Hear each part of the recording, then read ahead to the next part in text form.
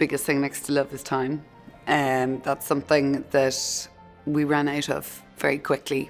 Martin was diagnosed with stage 3B lung cancer. We thought he'd get 5 years, he got 5 months. All the things we'd sort of planned to do, we didn't get to do. My dad was only 50 years old when he got diagnosed, and he got diagnosed on March 10th, and he passed away very, very quickly. So we got just under 6 weeks with him. It just left us no time to really deal with it or process what was going on, or to say goodbye, really. I was very lucky.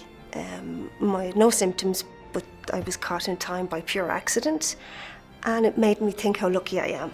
I had an X-ray the year previously and I didn't follow it up. I should have, perhaps. Went back and said I still don't feel totally well. And then it was discovered there was cancer there. It was discovered in the lung. Unfortunately, it has spread. I got a second tumour in 2013, which again, I woke up on New Year's Day in 2013 and just had this overwhelming feeling that there was something wrong. When it comes to making moments matter, I probably never thought that my parents would never meet their first grandchild. So for me, this jar really represents all those moments that happened kind of after they were gone, when I had my baby, and how it felt to welcome her into the world without them here. I have in there a few photos that I took with me to the hospital that I carried with me while I was in labor, just to kind of bring them along on the journey. I have my pregnancy test, my positive pregnancy test. I have some cards that, first birthday cards, first birthday candles, moments that I wish they could have been here for. All those little things that now we can't do.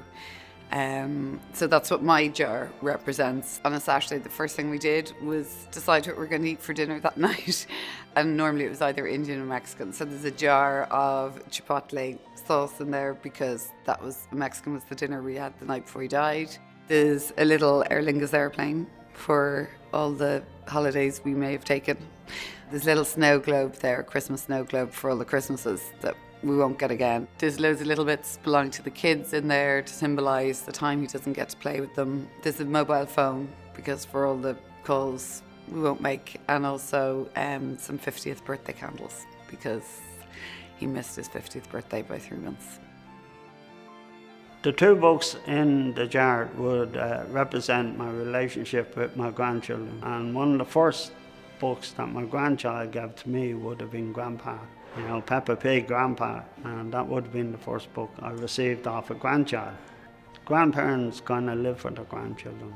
I'm trying to make every moment count with them. I love them and that's it. The items in my jar represent my children, my grandchildren, the Sea of Change choir, my 40-odd new mates, my best friend who's not with me, and my family basically that helped me through all this and carried me at times. I put a chess set because my father and I used to play chess together, and he never let me win. And then I also put a little car because my dad gave me my first car. My grandfather had lung cancer as well. He was a much better outcome because he was detected early, so he was able to go through radiation and chemo, and he ultimately went into remission, which was great. Well, what I've included in my jar is a whole lot of symbols of just life events that I have enjoyed since the 10 years since I was first diagnosed. And they're just normal life events, like my children growing up, them having their communions, confirmation, my youngest communion, confirmation, and all 3 of them going through school. My youngest is now in transition year. I've enjoyed my daughter's Deb's, her college life, my son's Deb's. Birthdays, myself and my daughter had a joint 21st and 50th birthday party. If people know about it, maybe they'll get checked sooner and then they'll have more time.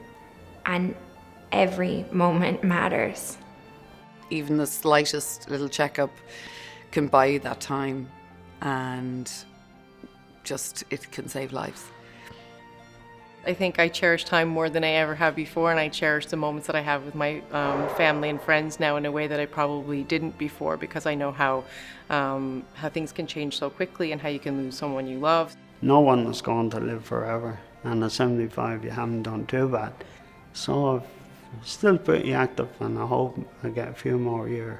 Take the leap. Go to the doctor.